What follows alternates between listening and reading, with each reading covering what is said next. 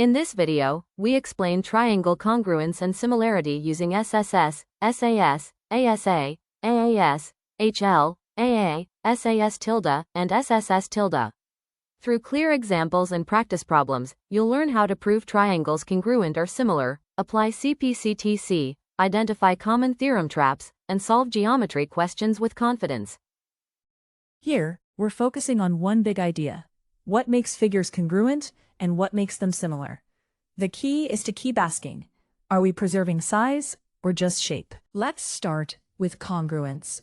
When two figures are congruent, you can slide, rotate, or flip one, and it will match the other exactly.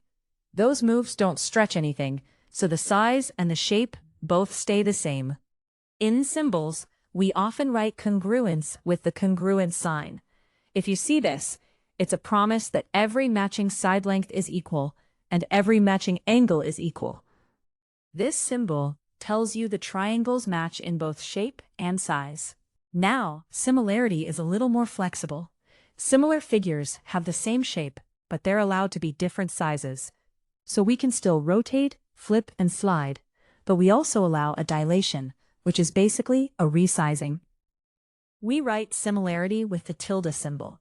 This tells you the corresponding angles match, but the sides might not be equal.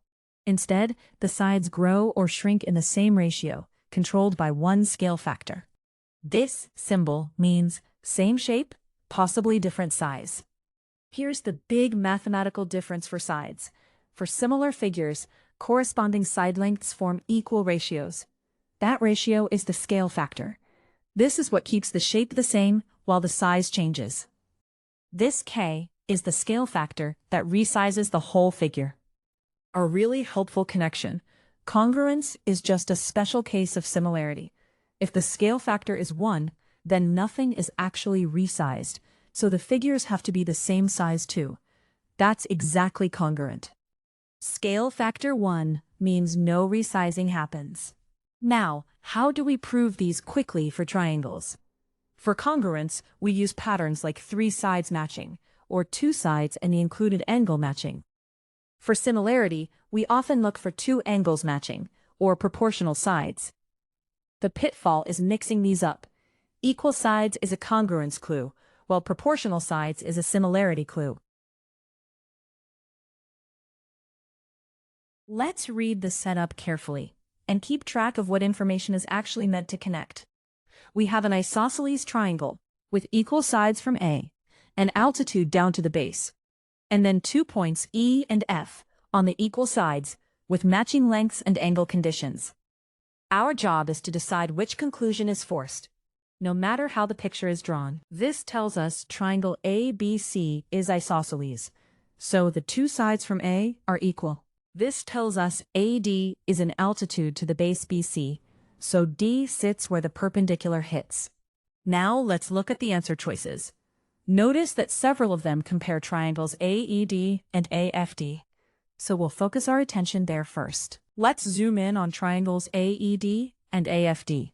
We're told one angle in the first triangle equals one angle in the second, and another angle at D also matches. 2 matching angles is a big deal, because it sets up triangle similarity. This gives us a matching angle between the 2 triangles, lining up E with F. Since we have 2 angles in one triangle, matching 2 angles in the other, the triangles must be similar. Similarity is helpful, because it turns angle information into side ratios. Now we use the extra piece, AE equals AF. In similar triangles, corresponding sides are in a constant ratio. If one corresponding pair is equal, the scale factor is 1, which upgrades similarity into full congruence, and forces matching sides like ED and DF to be equal too. This equality is forced, because the similarity scale factor becomes 1.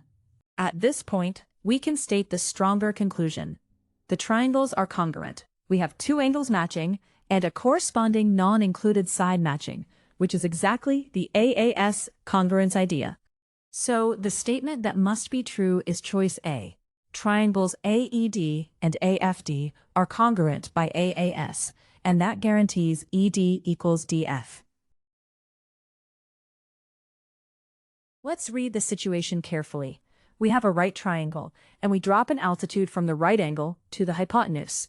That altitude usually creates smaller triangles that are similar, and that's what will lead us to a geometric mean relationship. This tells us which angle is the right angle.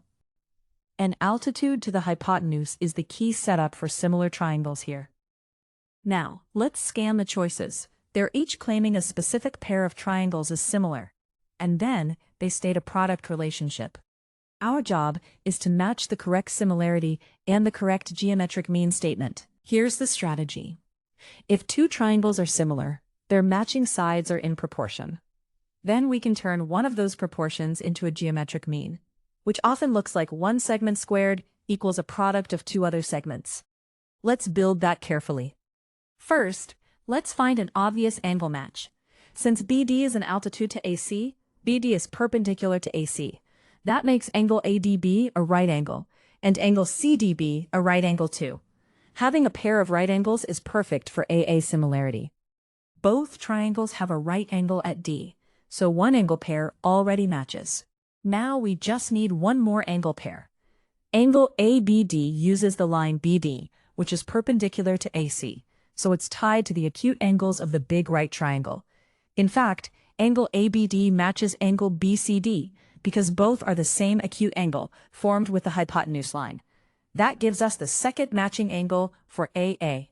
This is our second equal angle pair, completing AA similarity. Great. Two angles match, so the triangles must be similar. This is powerful because similarity guarantees proportional side lengths, and that's exactly how we'll create the geometric mean equation. This is the correct similarity relationship created by the altitude. From that similarity, we match corresponding sides. The leg BD in the first triangle corresponds to segment DC in the second, and AD corresponds to BD. Setting up a proportion with those corresponding sides keeps the relationship consistent and leads directly to a square equals product form. This ratio comes from matching corresponding sides in the similar triangles. Now we turn that proportion into the geometric mean.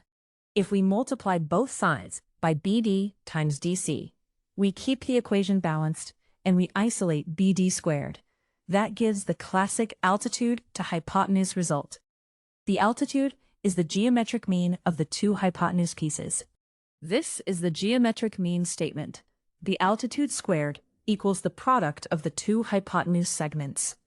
So the correct choice is the one that says triangle ABD is similar to triangle CBD by AA, and therefore BD squared equals AD times DC. That's choice C.